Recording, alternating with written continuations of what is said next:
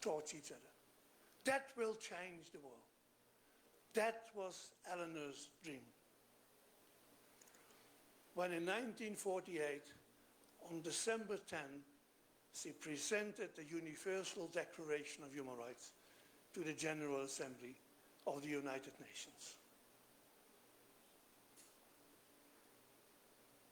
That dream was best articulated in one of the articles of the Declaration that is almost forgotten. I think it's the most important article, but it's also the most ignored. Article 28. Article 28 says everyone has the right to a social and international order in which the rights and freedoms of the Declaration will be realized. But now let's try to think about what kind of social order would that be? How would the world look like if human rights were realized, were respected? What if you put the Universal Declaration on your bedside table, which I would advise you? Every night before sleeping, read one article. And then dream about the world in which that article would be realized. No arbitrary detainment, no torture, no inhuman treatment, freedom to speak, freedom to think. I think you would have a wonderful dream. The only problem is you wake up the next day. And when you wake up, you look at the world and you see the dream did not become reality. Because according to Article 28, and according to the dream of Eleanoror Roosevelt, what we need is a social order in which the human dignity is respected. An egalitarian social order in which all people matter, with no exclusion.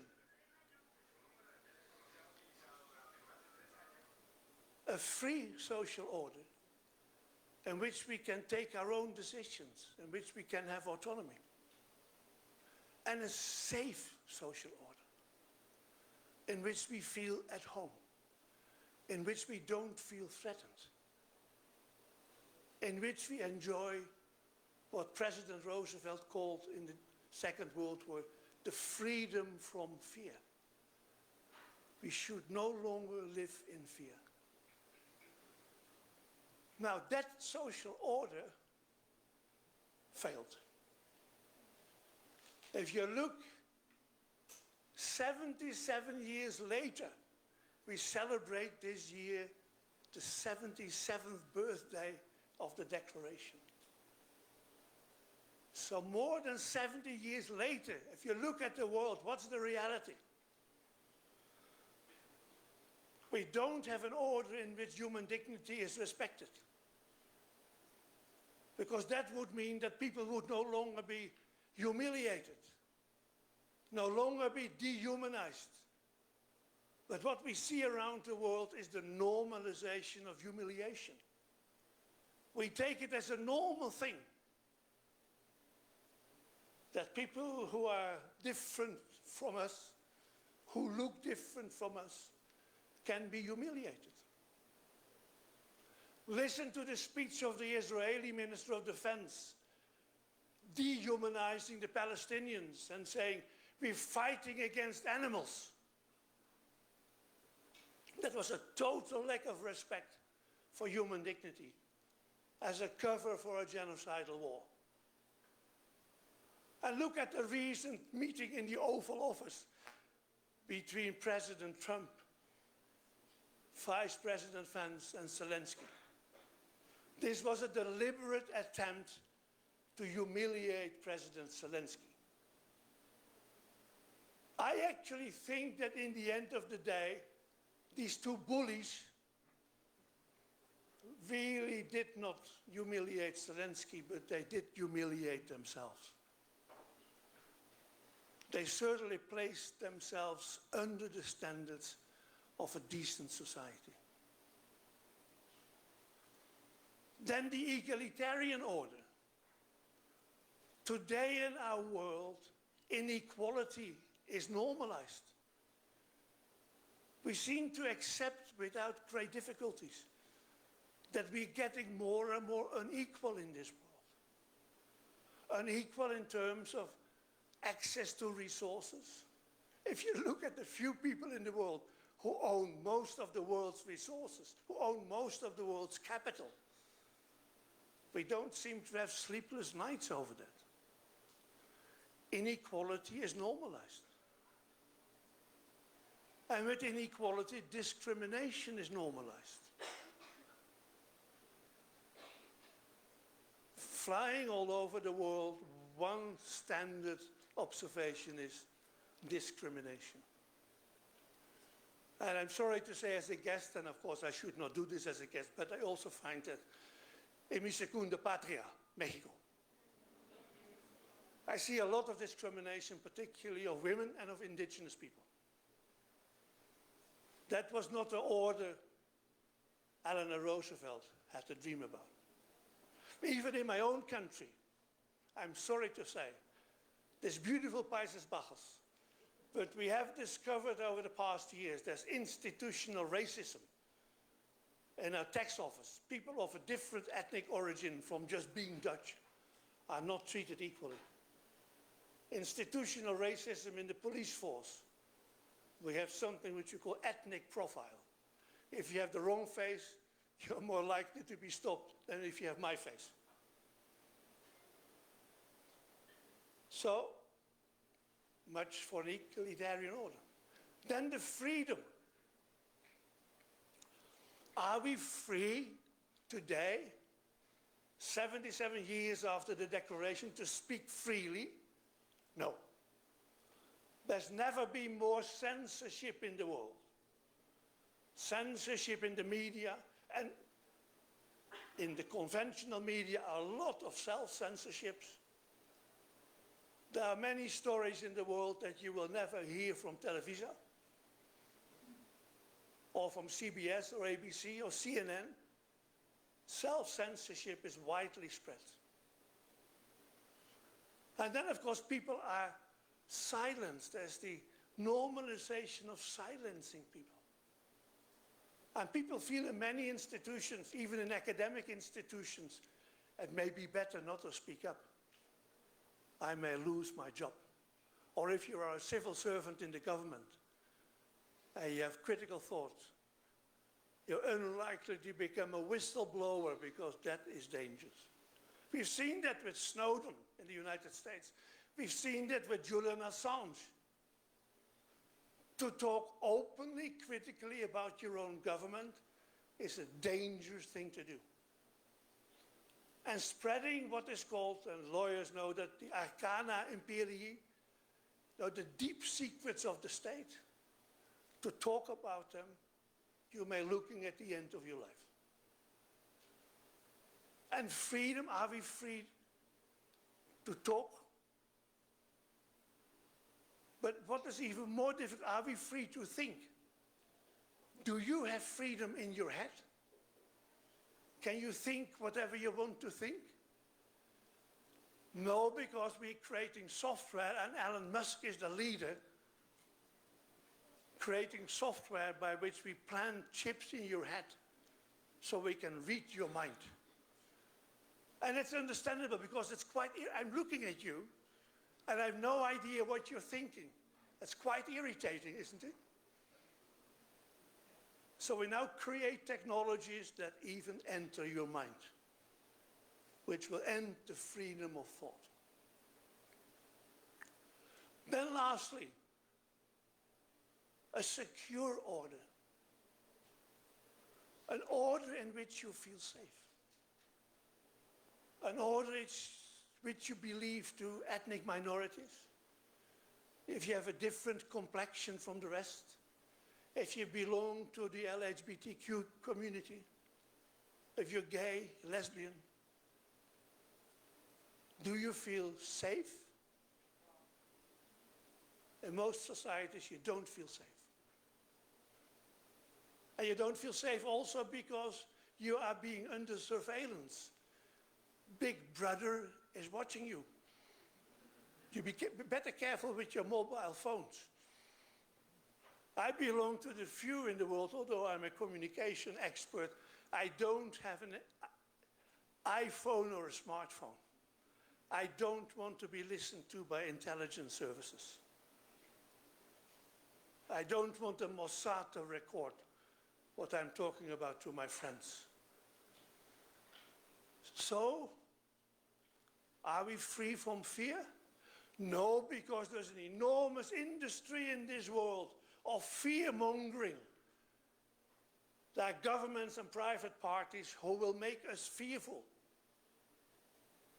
Whether it's with the pandemic or whether it is in my own country, we have an enormous fear for the Russians.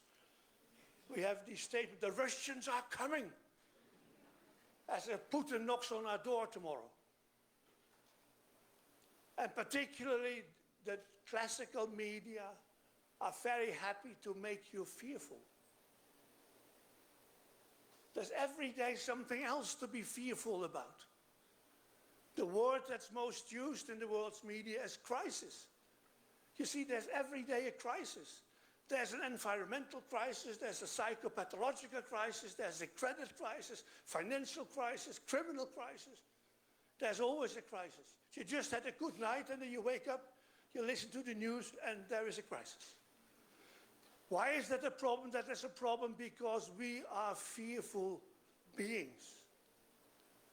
We are the only species that has what philosophers call ontological anxiety. We are anxious because we are the only species that knows we are going to die. But we don't know when, and we don't know how. Now that fear that is normal to us is aggravated and multiplied by all these messages that make us afraid. And often that fear-mongering is a deliberate exercise. So, my goodness, we had this beautiful dream of the social order, and then we look at the reality. So something went wrong. Now let's try to spend a little time on this question. What went wrong in these 77 years? Now, it's a long, I could go on until Christmas trying to talk about what went wrong, but you may have other things to do later on today, so I'll keep it short. I'll focus on three elements that determined that the dream of Eleaonor Roosevelt was broken. First, us, human beings. The Declaration was written for human beings. But I think it would have been better if it would have been written for the bonobos. Bonobos are very small monkeys, primates, highly intelligent. We share 95% of our DNA with them, so they are family. But they have societies run by women. Peaceful societies. And when there is a conflict, they don't make war, like we do. They have sex. So I've always believed if there's reincarnation, I like to come back as a bonobo. But the Declaration was written for human beings. And one of the things that the designers did not realize, and maybe they are forgiven, I mean, it was after the barbaric acts of fascist regimes in the Second World War, but they should have thought about something that everyone who reads the Bible must have noticed. Matthew Jesus says to his disciples, the spirit is willing, but the flesh is weak. And that's the key problem in moral philosophy. We have all these beautiful ideas, moral aspirations, but we also have immoral inclinations. So, it's all nice and well to say, love thy neighbor. It's a beautiful moral statement, isn't it? It's a beautiful ambition. But in reality, we usually kill our neighbors. Since the human being walked around on this planet, we have done an awful lot of effort to kill our neighbors. And we never seem to end this. In the Second World War, we killed millions and millions. And it would have been normal if we had come to some reflection and say, maybe we should stop. But we never stopped. We went on killing. Many more millions than in the Second World War. So loving thy neighbor is a beautiful moral aspiration, but in reality, we are usually hostile to our neighbors.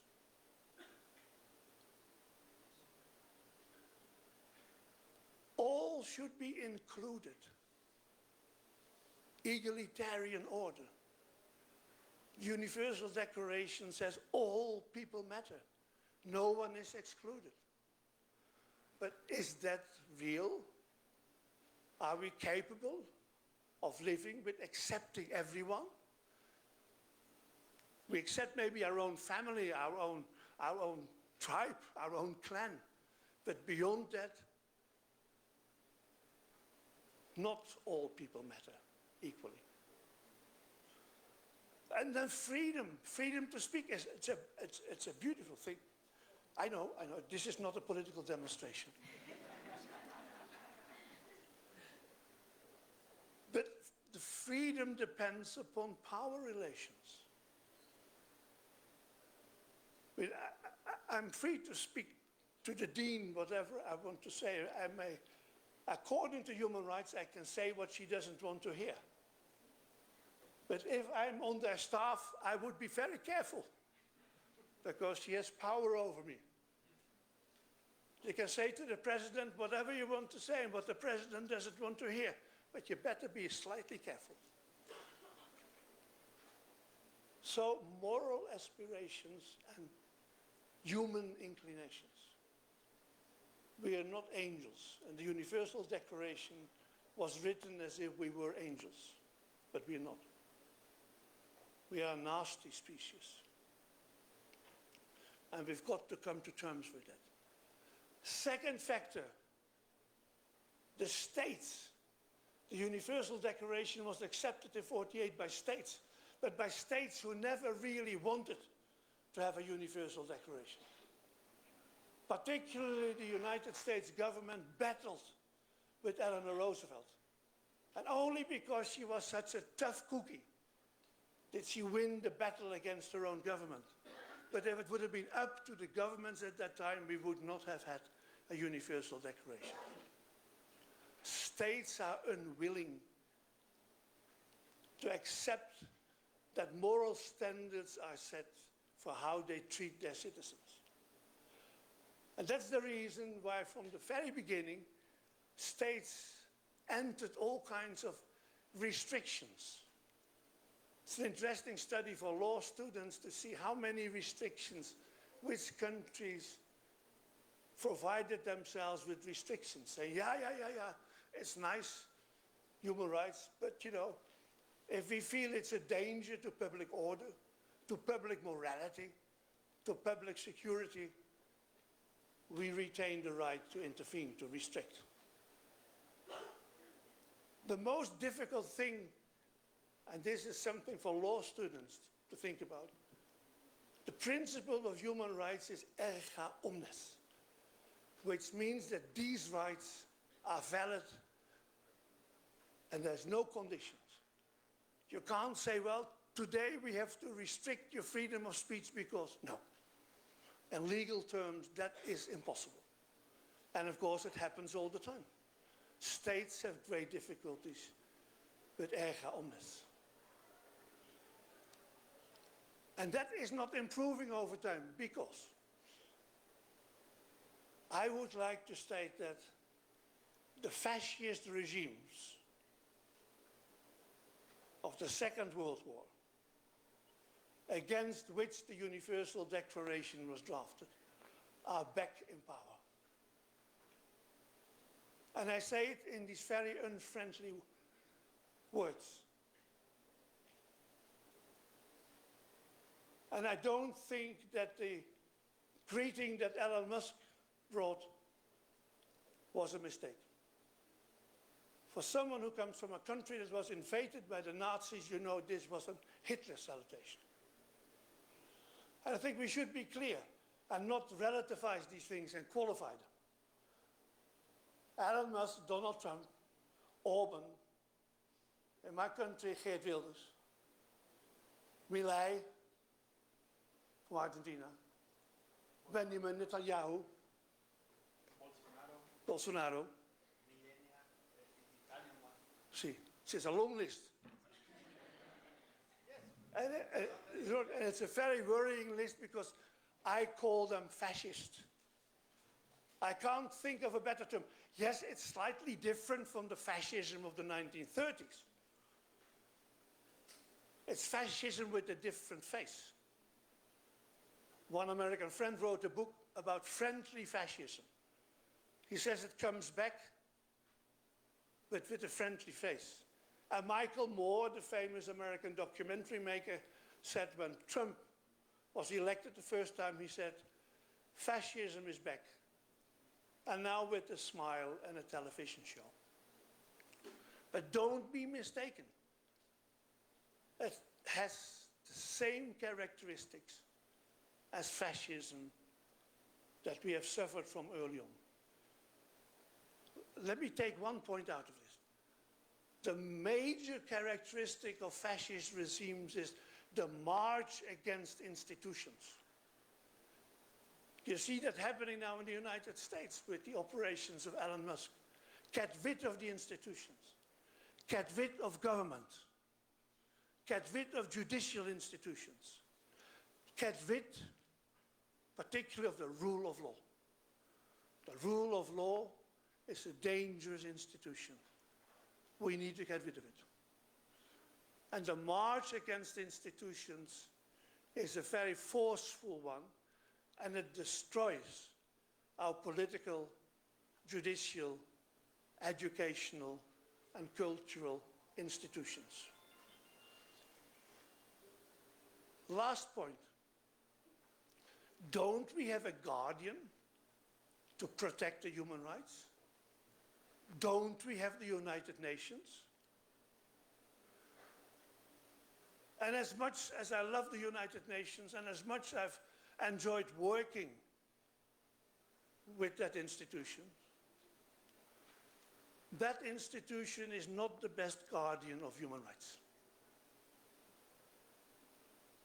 The highest body of the United Nations is the Security Council. And most of the members of the Security Council are the largest arms traders in the world. They are the ones who feed wars. They are not a good guardian for peace in the world. And the trouble is, the United Nations never became the United Nations. It became an association of states. And what people often confuse is states and nations. But nations are very different from states. There's a lot of nations in the world that have been forced by colonial practices to form part of a state.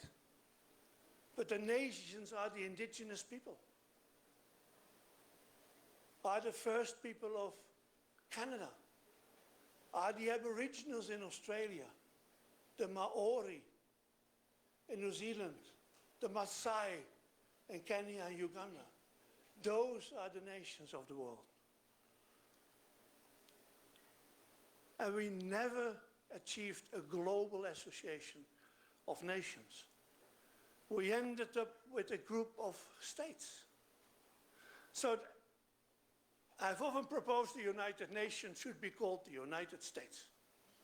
That is a bit confusing, but that's what it is. And states are difficult, because states are not necessarily peacemakers. States are forever belligerent. States are competitive. States are unreliable entities. States are the agencies with intelligence services that want to know what you're thinking, and with spy services. And they may call themselves democracy, but as President Truman once said, a democracy cannot have an espionage service. Those things don't go together. So the United Nations is not the best guardian of our human rights. Also not because it's the worst bureaucratic institution in the world. We had a little problem this morning getting on the parking lot, and there was a lot of bureaucracy involved there, because we were not on a document, and there was no order given to let us through. But that bureaucracy is nothing as compared to the bureaucracy of the United Nations. So if that institution is going to save our human rights, God be with us. So the question now then, of course, is to conclude with, what are we going to do about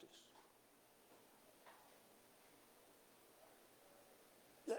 See, this is nice, because you do, but you know,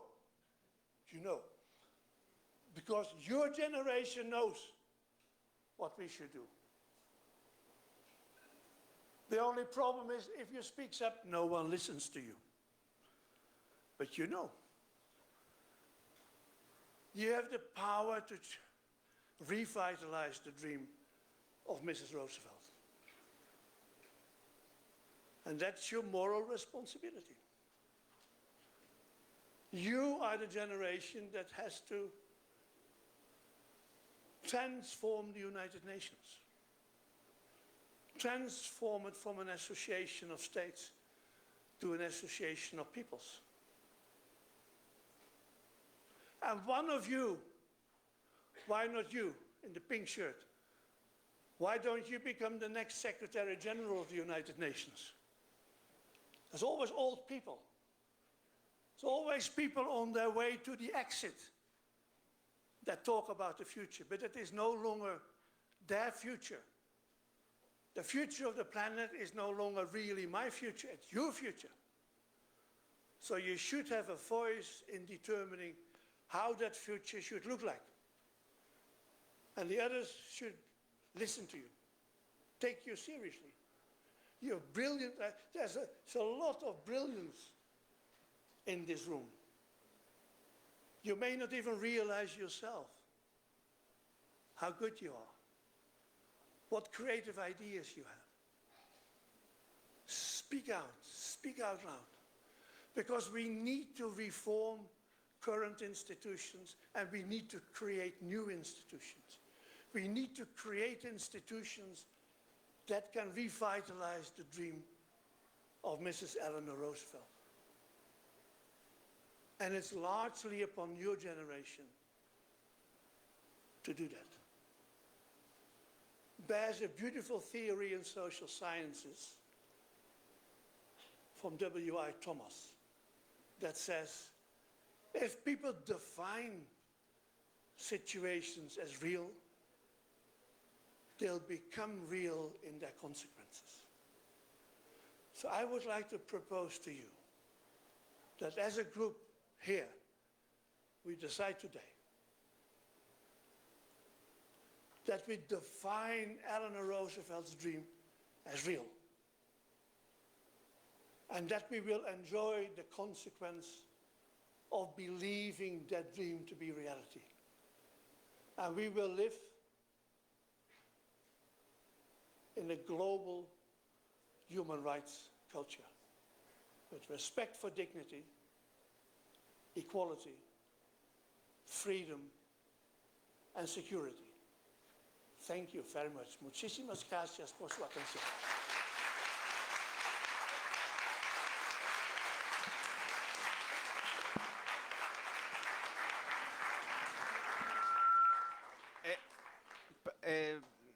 muy buena participación. Muchísimas gracias por hablarnos de los desafíos que tenemos como humanidad y por recordarnos que ustedes son la generación que va a rescatar el sueño de Eleaonor Roosevelt. Y pues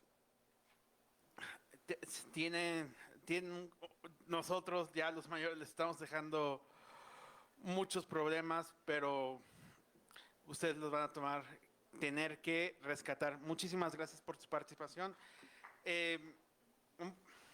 Para contestar sobre o agregar más de lo que estamos viviendo como humanidad, cedo la palabra a Nadege Sangon Alfonso. Muchísimas gracias y el micrófono todo tuyo.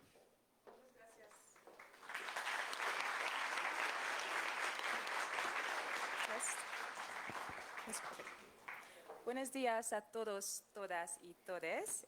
Estimada maestro Roberto Cabrera, estimado profesor Rolanda Guevara, estimado profesor Cés Hamelink, muchas gracias. En primer lugar, me gustaría aclarar que no soy profesora en la Universidad de Amsterdam, pero fui estudiante ahí como derechos humanos, entonces ese era el comienzo de mi carrera como diplomática. Yo soy Nadege Sangon Alfonso, consejera de derechos humanos en la Embajada de los Países Bajos. Como consejera tenemos 4 prioridades: LGBTQI+, derechos de la mujer, la crisis forense y la protección de periodistas. Si me permite, voy a hacer mi discurso en inglés, pero es más fácil para mí, and it's already very hard to follow the excellent Professor Cés Hamelink and to still impress people in the audience. I would like to start, before I start with my speech, with a little introduction about myself, because Professor Hamelink already sketched a view of the Netherlands that can sometimes be challenging. Institutional racism, of course, police ethnic profiling. But as you all can see, even though both our names are quite hard to pronounce, they don't sound Dutch. My name is Nadege Sangon Alfonso, and I was born in Angola. As I came to the Netherlands as a 2-year-old, as a refugee, my mom moved with 5 children all the way here. So even though, yes, we have a lot of challenges in the Netherlands, I would like to also clarify that there are chances to stand here before you now as a Dutch diplomat, started as a refugee, but also I look at you law students. This was me about 10 years ago. I hope this doesn't tell my age right now.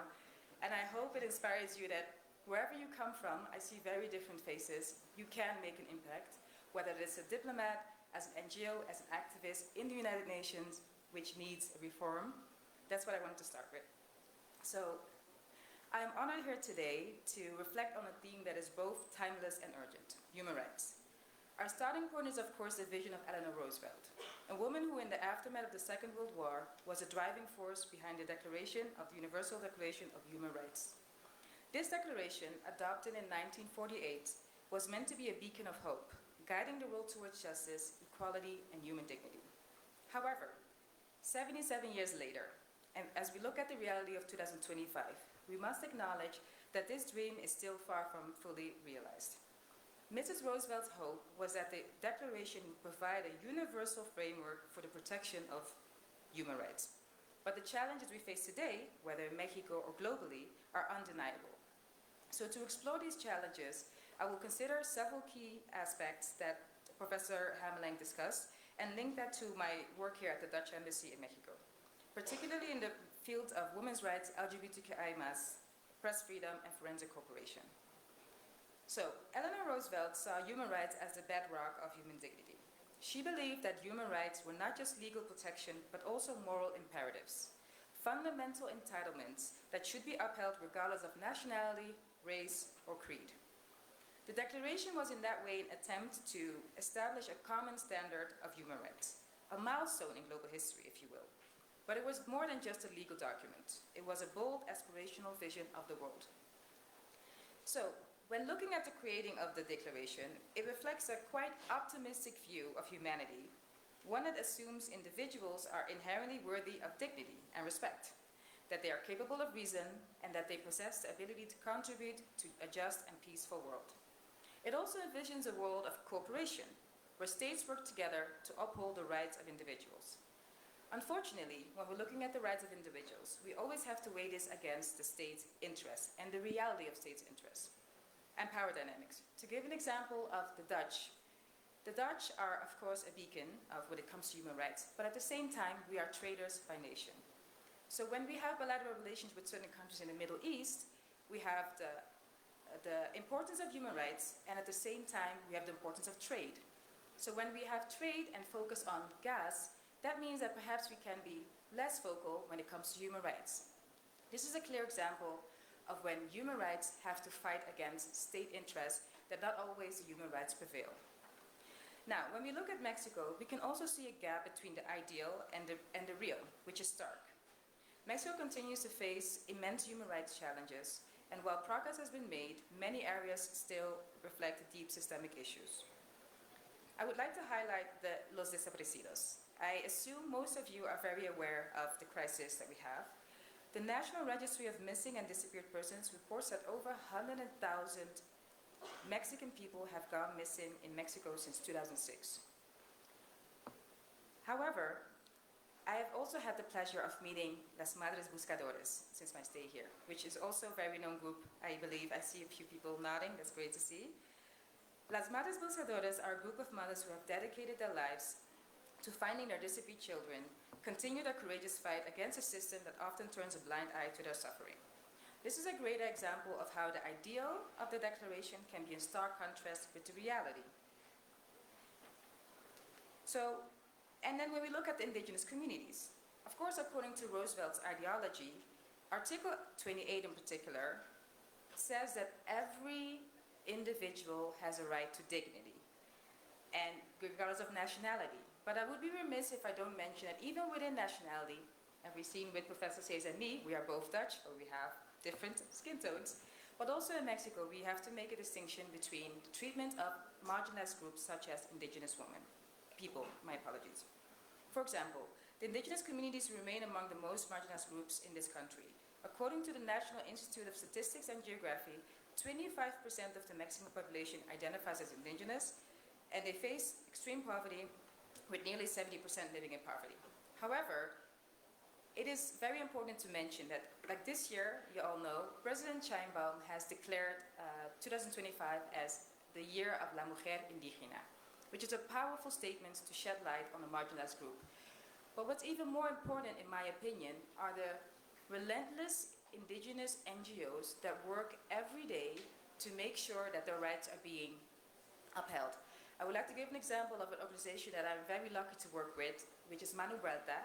They are a feminist, Afro-Mexicana indigenous NGO in Oaxaca that not only makes sure that every young girl from a community has access to their reproductive rights, for example, by translating documents, but also they are very strong in changing laws. For example, they have managed to, together with the Secretaría de la Salud in Oaxaca, to implement documents that are specifically aimed at indigenous people.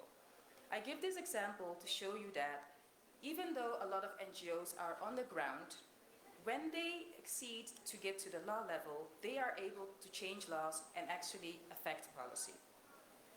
So honoring La Mujer Indígena is a great initiative at the state, but also more importantly to keep shedding light on these NGOs that work every day. Now, as I mentioned, women's rights is another human rights priority of my work here in Mexico at the Dutch Embassy.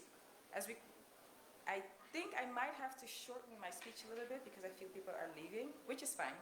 Because the most important thing I wanted to say... No, I will continue. Nage, please, feel at home. I will. You are at home. Gracias, muchas gracias. Because some students have to change for... Of course, no, muchas gracias, no entiendo. Please.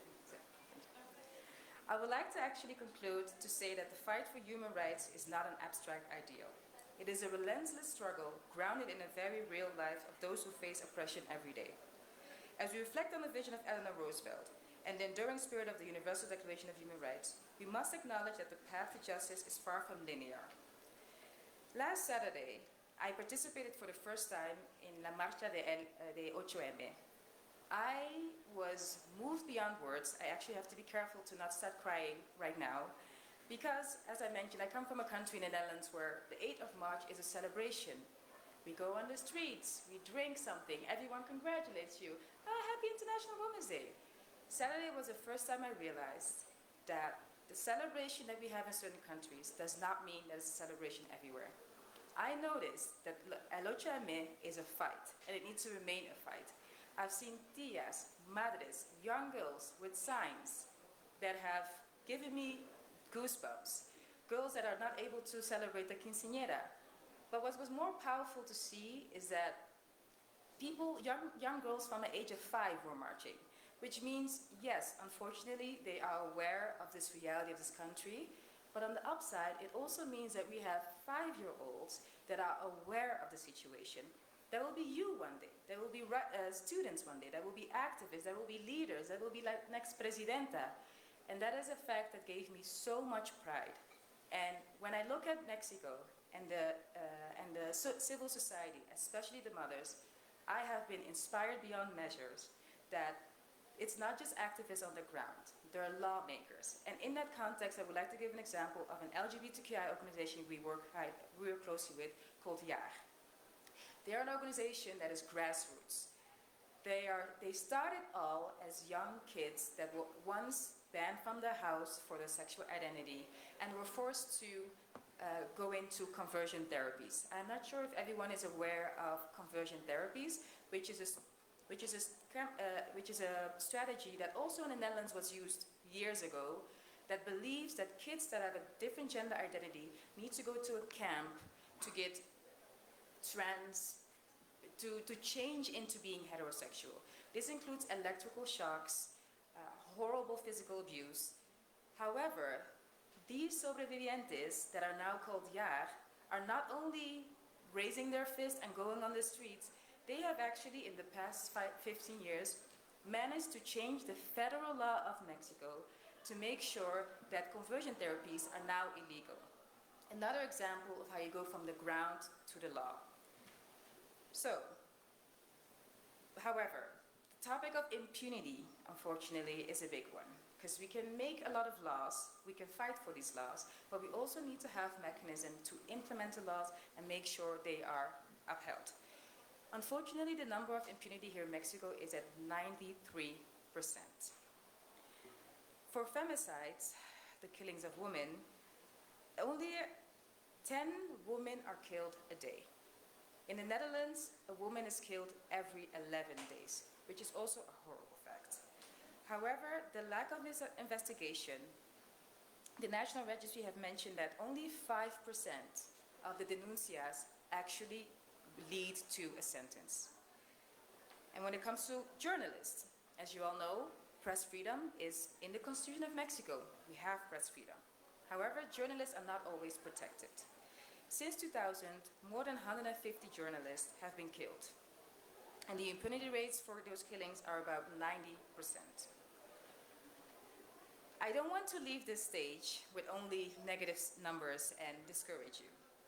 Because where the shadows of impunity still loom large, we must recognize the tireless work of civil society movements that rise from the grassroots, as I mentioned, from the Madres Buscadoras to the indigenous and feminist group, to the women and girls marching on El 8M.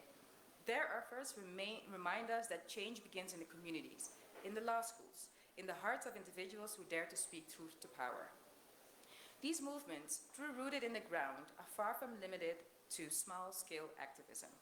They are powerful forces that can drive institutional change. Civil society, as we've seen with organizations that I mentioned as Manuelta, hold the potential to not only raise awareness but to shape policy, challenge state mechanisms, and demand accountability. While it may take time, their efforts plant the seeds for the transformation of systems that perpetrate inequality and injustice. Every march, every protest, every act of courage in the face of violence contributes to a larger movement that will one day shift the structures of power. So it is easy to be discouraged when progress feels slow. when the gap between the ideal of human rights and the reality is so wide. I can promise you, you are now a law student. When I was a law student, I was a very idealistic person. Until you get into the world and start working in organizations like United Nations or even embassies, and you get hit by the reality that is sometimes not the same as you thought that the law books have taught you. I encourage you to stay strong, to raise your voice, to never shut up, excuse my French. But history has shown us as well that real change, especially on a global scale, comes from the collective actions of individuals who refuse to be silent. Like Roosevelt, Mrs. Eleaonor Roosevelt. She refused to be silent in a time where women were probably not at the forefront of speeches, but she refused to. So I hope today, if I can leave with one thing, is to encourage all of you, as law students, as aspiring change makers, to never ever be silent. Gracias.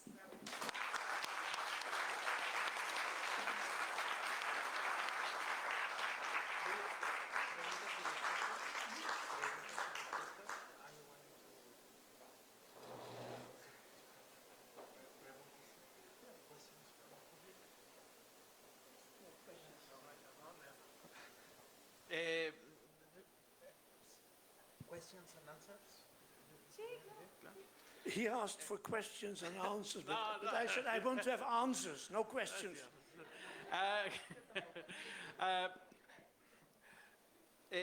Antes de abrir a la sesión de preguntas y respuestas, Nadesh. Primer día que nos conocemos, ya. Nadesh, muchísimas gracias por tu presentación,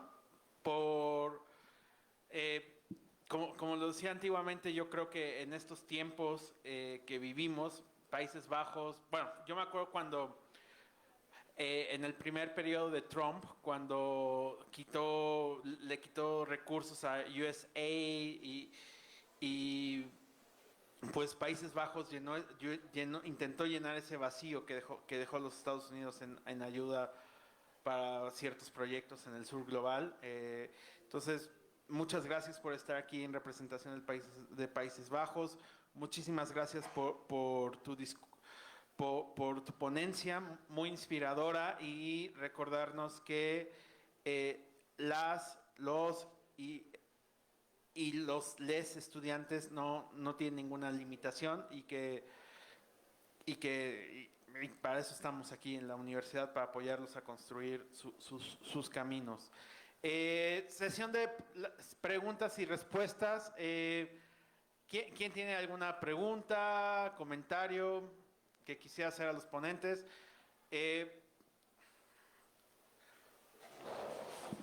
Rolando, ¿me apoyas con el micrófono? Su nombre y pregunta clara y precisa, por favor. ¿Y de dónde vienen, qué semestres son? Todo. Bueno, yo soy Naomi, soy de segundo semestre y yo te quería preguntar a ti, o sea, tú dijiste que nos mantuviéramos fuertes, o sea, stay strong, pero, o sea, siento que con este mundo no sé cómo podrías mantenerte. Tú mencionaste que tenías unas ideas muy idealistas cuando estabas en la carrera, pero bueno, yo tuve de que el semestre pasado también como que me dio más el choque de realidad, de que pues no todo era como estaba. Entonces, no sé, mi pregunta sería cómo estar, o sea, mantenerse fuertes y tener como una ideología sabiendo que el mundo está tan horrible, tan feo, ¿no? Porque pues sí deprime, ¿no? Saber que no podemos hacer mucho. Y ya. Muchas gracias. Si me permite contestarlo en inglés, ¿está bien? Perfecto. I think it's a great question. It's just to start, when I first started as a diplomat, I had a very easy job to explain the human rights position of the Netherlands. It's very clear, we have a very clear history, very clear reputation. In the world of today, Trump is not the only challenge we have. Also in Europe, we see I would say almost a contra-revolution of also fascist states. I can only tell you what I would do as a change. I work in the Ministry of Foreign Affairs. I'm a junior diplomat. I do not have the power of a minister-president. However, I still have my voice, which means that, for example, in my context, when we receive a note verbal or a note from the minister saying that, oh, maybe we should be less loud in the Human Rights Council when it comes to gender. Or maybe we should be less vocal when it comes to this topic. I am not less vocal. Within the limits that I have, I still try to raise the topics that I believe that the Netherlands should stand for. And now, this may be easier said than done, but I think also for you, in the context that you have, even though it feels limited, there's always a little bit of room to change, to strategize, but also to do it in a collective. If you do it by yourself, you will not go far. But, like for example, going to the march on Saturday is a great movement. But everywhere you go, if you apply for a job, if you apply for a law firm, you ask the right questions. How is your diversity rate in this law firm?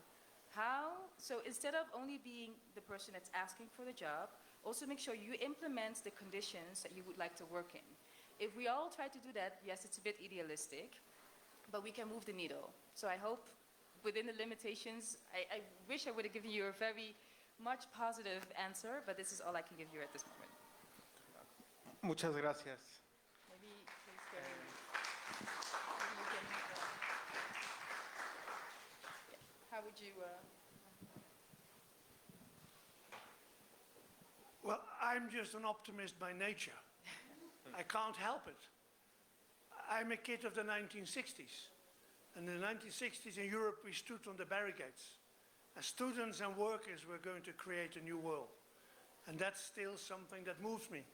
What also moves me is that however powerful today's fascists look like, they are on the losing side. There seems to be a nostalgic desire to create the empires again, make everything great, make America great, make Hungary great, make the Netherlands great. That's the classical dream, the nostalgic dream of empire builders. But the great consolation is that they have always failed. Trump is on his way out. And the louder he cries, the harder he will fall. Because all these leaders, like Hitler, like Stalin, like Pol Pot, they've always lost. They never realized what they set out to realize. Because in the end, normal people, gente, are wise enough to realize that that is not the kind of life that they want to live. And now already in the United States, you see people getting very worried, and even Trump himself admits, yes, my economic policies that were so smart lead to an enormous inflation. That will bring him down. And I see the same happening in Europe. It's scary for the moment. And I use very deliberately that ugly term of fascism. Because we need to be very alert. But in the end, we, the ordinary people, you and I, and Nadesh, and Roberto, we will win. And we will win with enormous losses. The empire builders will bring a lot of people into their graves before they should die. But in the end, they'll dig their own graves. So that makes me feel it's really worthwhile to continue, even as Nadesh rightly says, with small victories. There's a beautiful book written by Rebecca Solnit, Hope in the Dark. She writes about the small victories. What we should not forget is that day after day, people, and particularly women, everywhere in the world, make small victories. And those victories should be celebrated. Because it's my belief that on the long run, these small victories, little changes, that look really very small in your own community, but when they accumulate, the world gets to the famous tipping point, where suddenly they create a critical mass, and we will choose a different direction. So, let's keep hope.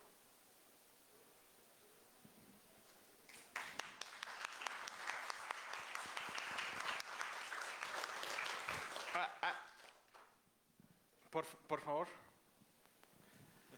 Nombre y semestre.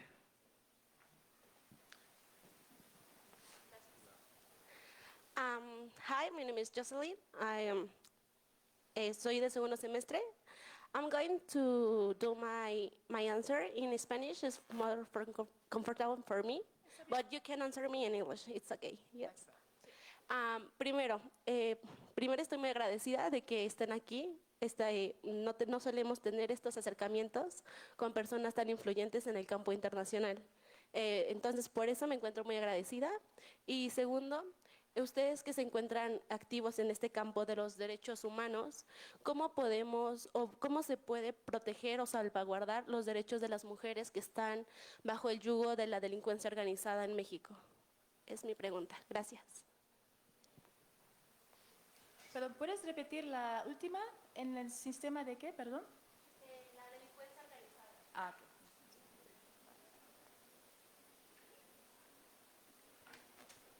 Thank you for your question. I am also very grateful to be here. I haven't been in a university in a long time, and I'm happy to be promoted for, helping professor for a day, which I don't have the title for.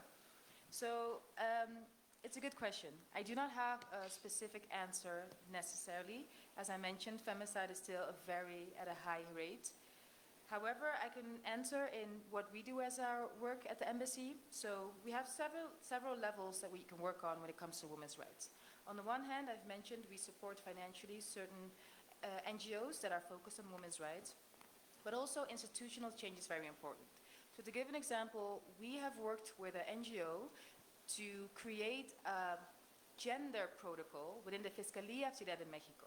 That means that the Fiscalía, whenever a femicide is being registered, has to prioritize, but also look at the case with a gender lens. This sounds maybe a bit abstract, but that means that at least you acknowledge that it's been femicide. But you also look at the case differently, because a murder, a lot of the times, is not within the familiar spaces, right? You can get murdered for gang violence, for example. However, when it comes to femicide, most of the cases, unfortunately, is in a familiarity setting, whether that's a husband, a boyfriend, a jealous boyfriend, which hopefully none of us will ever have to deal with, parents.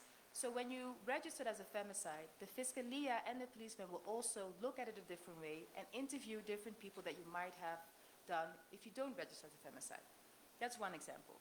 The second example is that as diplomats, we also have the privilege to have conversations and consultations with Mexican authorities. So for example, in our case, every political consultation we have with the Mexican authorities, we bring this topic up, we raise awareness, we keep mentioning it. And the final level I would like to say is on the international level. I don't know if many of you are aware of the Human Rights Council in Geneva, but the Human Rights Council is and of course, Professor Cesar Hamlek already mentioned sometimes that multilateral fora can be failures. However, they can also be a great way to hold countries accountable. Because as I mentioned in my speech, when there's different interests like trade, economic, people will also tend to uphold human rights, even though maybe the goal wasn't human rights, but it's an effect. So when countries like Mexico or the Netherlands are aware that there's international eyes on them, when talking about femicides, when bringing it up in Geneva, when having civil countries speak up, they also will get pressured a bit more to do something about it. So, in conclusion, there's no specific answer on how to make women's rights better in the in Mexico, but there are certain ways that we as diplomats implement on the grassroots level, national level, the fiscalías, and international level. I hope that answers your question. Yeah. No, I think. I do think what we need in all countries of the world, and also in Mexico, is to realize that we are, as I said, a nasty species. But part of our species is even nastier than the other part, that's the male part. We need massive processes to educate men and to liberate men from fear. Much of the problems that you see, for example, in machismo, the macho men like to present themselves as powerful, but they are weak. They're weak, they are dependent, because they are afraid of women. One of the major problems in many societies is that we are anxious human beings, but male are even more anxious. And you only have to work in a hospital and ask the nurses, who are the ones that cry loudest with a little intervention? The male. Women know how to handle pain. Men don't. Unfortunately. So, yeah, so massive program of education. We focus on women, and I couldn't agree more. But but the ones who keep causing all the problems is my type. So I think I would claim also, that the male part of our species needs a lot of education. And that education, because what I've observed in Mexico is that the creators of machists are the women, are the mothers, who often prefer the sons over the daughters. So I think there is a lot of education to be done, of conscientization, as the Brazilian philosopher Paulo Freire called it. Enormous programs, and there's a lot that we can win there. And again, because since we can do it, we have the moral obligation to do it. So why not begin tomorrow?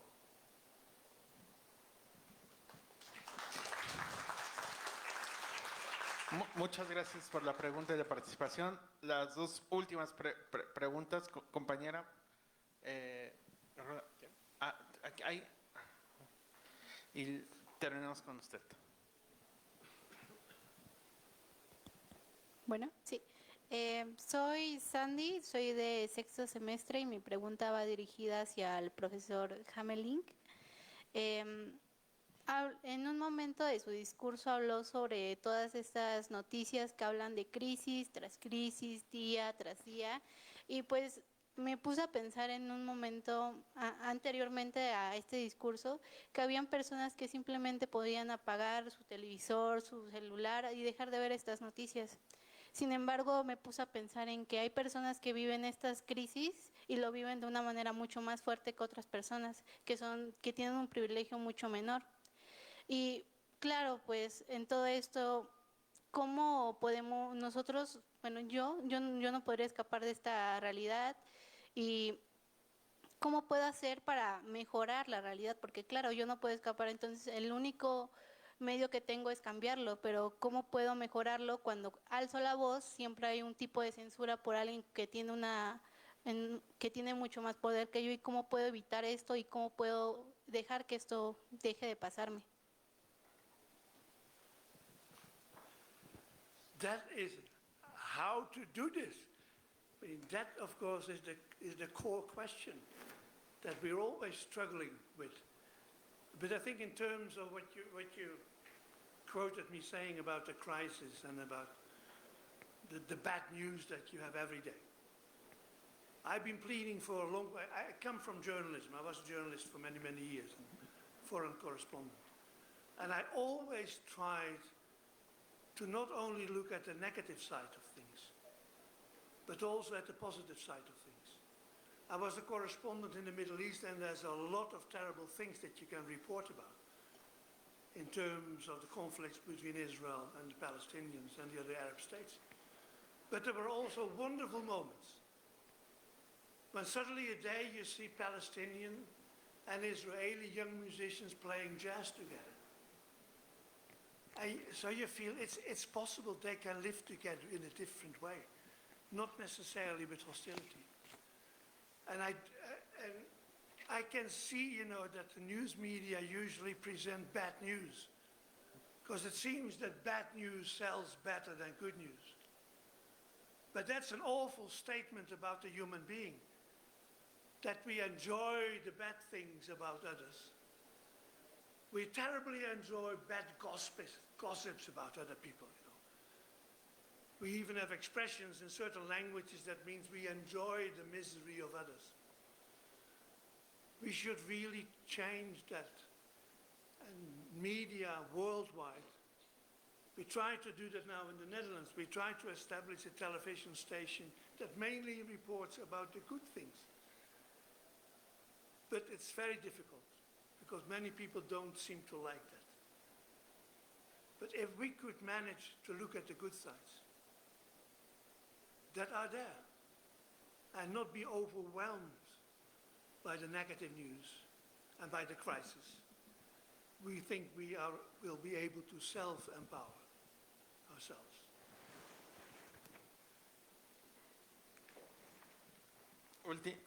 Última participación, porque el tiempo no perdona.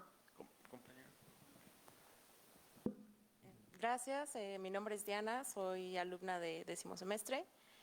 Primero que nada, agradecerles a ambos ponentes por la plática que nos trajeron el día de hoy, bastante interesante este tema de derechos humanos. De hecho, es uno de los temas respecto de los cuales yo presento especial interés, ¿no? Entonces, me gustaría profundizar en ello. En ese sentido, quisiera yo preguntarles a la maestra si usted sabiese si hubiera en su embajada como algún tipo de beca o apoyo para los estudiantes que queremos profundizar en estos temas de la facultad.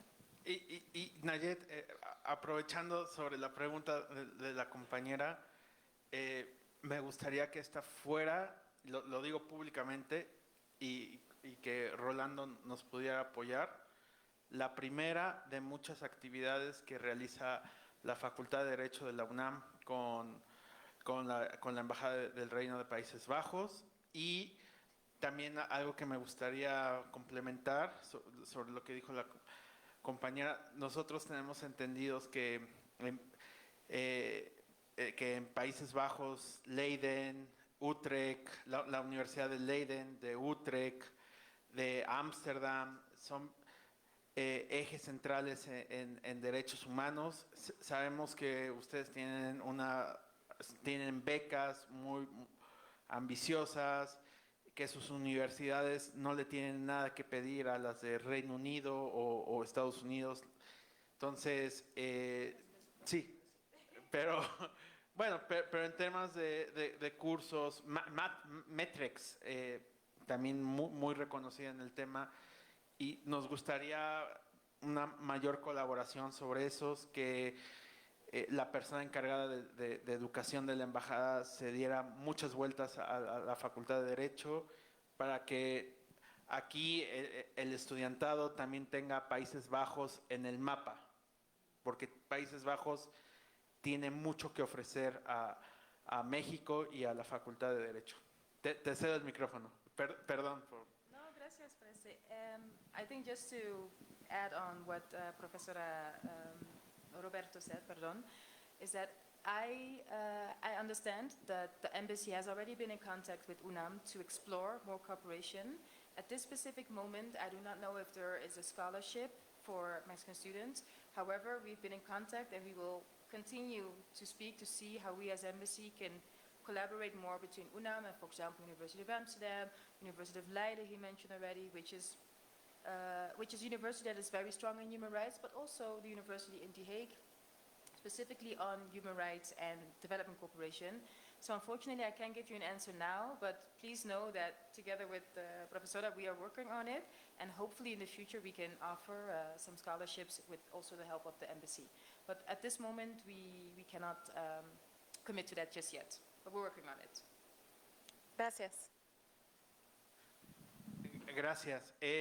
Para clausurar este evento, profesor Cés, Nayet, muchísimas gracias. Donkey Bell. Geen dank. Y solicito un fuerte aplauso del público y la primera de muchas.